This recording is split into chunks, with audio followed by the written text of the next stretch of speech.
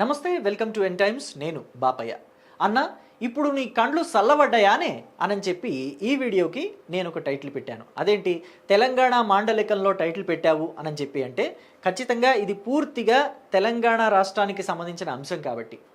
తెలంగాణలో కేసీఆర్ అంటే మాజీ ముఖ్యమంత్రి ఉన్నారు కదా, ఆయన ఇద్దరు పిల్లల గురించి కవితే తన అన్నని అంటే కేసీఆర్ కుమార్తె కేసీఆర్ కొడుకుని కేటీఆర్ని అన్న ఇప్పుడు నీ కండ్లు చల్లబడ్డాయా అని చెప్పేసి అడుగుతున్నట్టుగా నేను టైటిల్ పెట్టాను. ఎందుకంటే ప్రస్తుతం కేటీఆర్ వల్ల కవితకి ఆ స్థాయిలో కష్టం వచ్చి పడింది. ఆమె పెట్టుకున్న పార్టీ తెలంగాణ రక్షణ సేన అని చెప్పేసి ఒక పార్టీని పెట్టుకున్నారు కదా, బీఆర్ఎస్లోంచి బయటికి గెంటి వేయబడిన తర్వాత. సో ఆ పార్టీ ఇప్పుడు చిక్కుల్లో పడింది. అసలు కొత్తగా ఒక పార్టీ పెట్టుకుని ఆ పార్టీ కోసం కష్టపడి దాన్ని ప్రజల నోళ్లలో నానేలాగా కవిత ముందుకు వెళ్ళిన తర్వాత ఇప్పుడు ఆ పార్టీకే మనుగడకే కష్టం వచ్చి పడింది అని అంటే నిజంగా కవిత బాధ వర్ణనాతీతం అని కూడా చెప్పాలి. సో మొత్తం మీద ఇప్పుడు కవితకు వచ్చిన ఇబ్బంది ఏంటి, కేటీఆర్ ఎలా ఇబ్బందులు తీసుకొచ్చాడు అని చెప్పేసి ఆ డీటెయిల్స్ అన్నీ కూడా నేను ఈ వీడియో ద్వారా తెలియజేస్తాను. ఎక్కడా స్కిప్ చేయకుండా ఎండ్ వరకు చూడండి. సో అయితే ఫస్ట్ నాకు ఇక్కడ కవితను చూస్తుంటే ఇప్పుడు రెండు సామెతలు గుర్తొస్తున్నాయి. ఒకటి వచ్చేసి రెంట్కి చెడ్డ రేవడి అనే సామెత. ఎందుకంటే కవిత అటు బీఆర్ఎస్కి చెడ్డారు, ఇప్పుడు పెట్టుకున్న టీఆర్ఎస్ పార్టీ కూడా పోగొట్టుకుంటున్నారు, అందుకని ఒక సామెత. ఇలాంటి సామెత ఇంకోటి గుర్తొస్తుంది, ఇంటి కూటికి బంతి కూటికి రెంట్కి చెడ్డ బ్రతుకైపోయింది కవితది అని చెప్పేసి.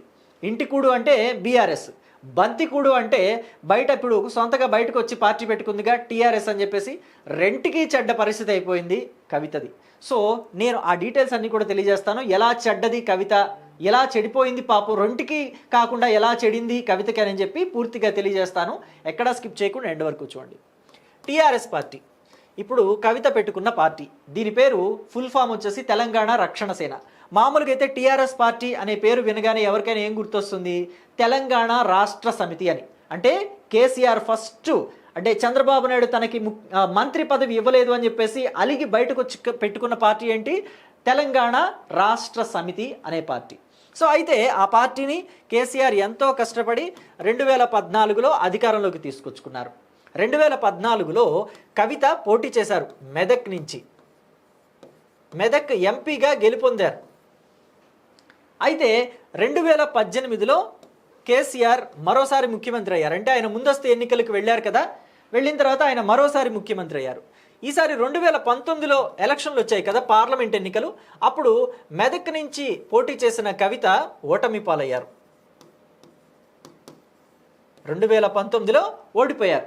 ఓడిపోయిన దగ్గర నుంచి కవితకి కష్టాలు మొదలయ్యాయి. 2019లో కవిత ఓడిపోవటమే ఆవిడకి కష్టాలు మొదలయ్యాయి.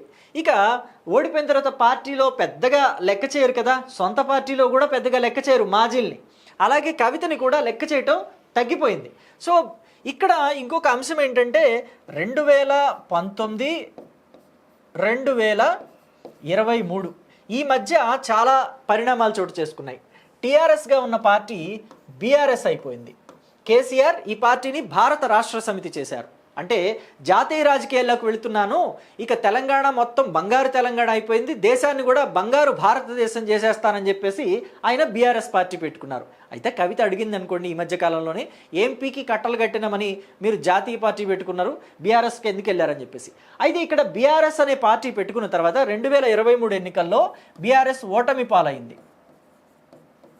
ఓటమి పాలైన దగ్గర నుంచి కేసీఆర్ ఫ్యామిలీ కష్టాలు ఎక్కువయ్యాయి. ఫ్యామిలీలో కూడా కుమ్ములాట వచ్చేసింది. కేటీఆర్ వర్సెస్ కవిత, అలాగే కేటీఆర్ వర్సెస్ హరీష్ రావు, అలాగే వీళ్ళందరితోటి ఎవరితోనూ సఖ్యత లేని మనిషి ఇంకొకళ్ళు ఉన్నారు, ఆయనే సంతోష్ రావు. ఆయన సంతోషానికి ఎవరైనా అడ్డొస్తే వాళ్ళకి సంతోషం ఉండదు అని చెప్పేసి తెలంగాణలో ఒక నానుడి. తెలంగాణ రాష్ట్ర సమితి కావచ్చు, లేకపోతే ఇప్పుడు భారత రాష్ట్ర సమితి కావచ్చు, లేదా తెలంగాణ రాజకీయాలు కావచ్చు, అందరికీ తెలిసిన అంశం అది.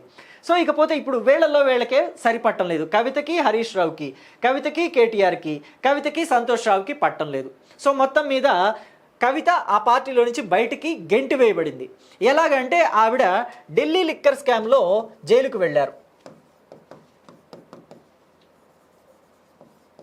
లిక్కర్ స్కామ్లో జైలుకు వెళ్ళొచ్చిన తర్వాత కొన్నాళ్ల పాటు మౌనంగా ఉన్నారు. ఆ తర్వాత ఆవిడ మాట్లాడినా కానీ, ఆవిడ బయటకు వెళ్ళినా కానీ ఎక్కడ బీఆర్ఎస్ పార్టీ వాళ్ళు అయితే దాన్ని జీర్ణించుకోలేకపోతున్నారు. అంటే ఆవిడకి హైప్ వస్తుందనా, లేకపోతే ఆవిడ ఢిల్లీ లిక్కర్ స్కామ్ మరక బీఆర్ఎస్ పార్టీకి అంటుకుంటుందనా తెలియదు కానీ వాళ్ళు ఆమెని ఆ పార్టీలో నుంచి నిదానంగా బయటికి గెంటి వేశారు. గెంటి వేసిన తర్వాతే టీఆర్ఎస్ అంటే తెలంగాణ రక్షణ సేన అని చెప్పేసి ఒక పార్టీ పెట్టుకున్నారు కవిత.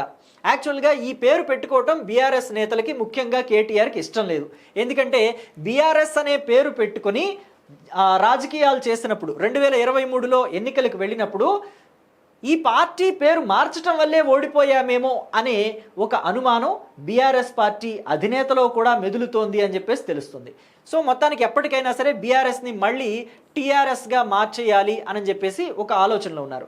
కానీ ఇప్పుడు ఏం చేసింది కవిత, ఆ పేరుని తను తీసేసుకుంది. తెలంగాణ రాష్ట్ర సమితి కాకపోయినా తెలంగాణ రక్షణ సేన అని పెట్టుకుంది.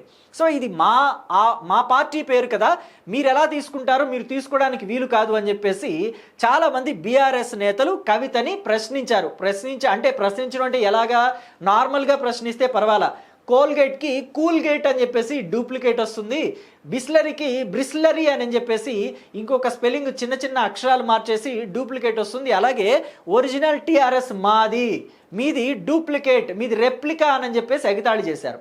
దానికి కూడా కౌంటర్ కవిత ఇచ్చారనుకోండి, అది వేరే విషయం. కౌంటర్ ఇచ్చినంత మాత్రాన బీఆర్ఎస్ వర్కింగ్ ప్రెసిడెంట్ కేటీఆర్, మాజీ మంత్రి కేటీఆర్ ఊరుకుంటారా? సో ఆయన చేయాల్సింది చేసేశారు. మొత్తం మీద బీఆర్ఎస్ పార్టీ నుంచి ఒక 500 మంది చేత, 500+ మంది చేత ఈసీకి కంప్లైంట్స్ ఇప్పించారట. అలాగే బీఆర్ఎస్ మద్దతుదారుల నుంచి కూడా ఒక 300+ మంది చేత ఈసీకి కవిత పెట్టుకున్న టీఆర్ఎస్ పార్టీ చెల్లదు, అది మా పేరు, మా పార్టీ పేరు అని చెప్పేసి ఒక కంప్లైంట్ ఇప్పించారట. ఈ 300 ఆ 500 మొత్తం కలిపి 800+ కంప్లైంట్స్ వెళ్ళినాయి.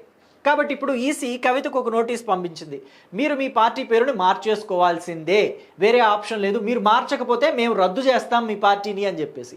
మరి కవిత ఎలాంటి నిర్ణయం తీసుకుంటారు, ఎలా స్పందిస్తారనేది తెలియాలి. అయితే నేను ఇప్పుడు వీడియో చేసేపాటికే కవిత ఒక ప్రెస్ మీట్ కూడా పెట్టి ఉండొచ్చు, ఎందుకంటే ఈరోజు ప్రెస్ మీట్ పెడతాను అని చెప్పేసి కవిత ఆల్రెడీ అనౌన్స్ చేశారు. మరి ప్రెస్ మీట్లో ఏం మాట్లాడారు ఏంటి అనే దాని మీద మనం తర్వాత చూడొచ్చు.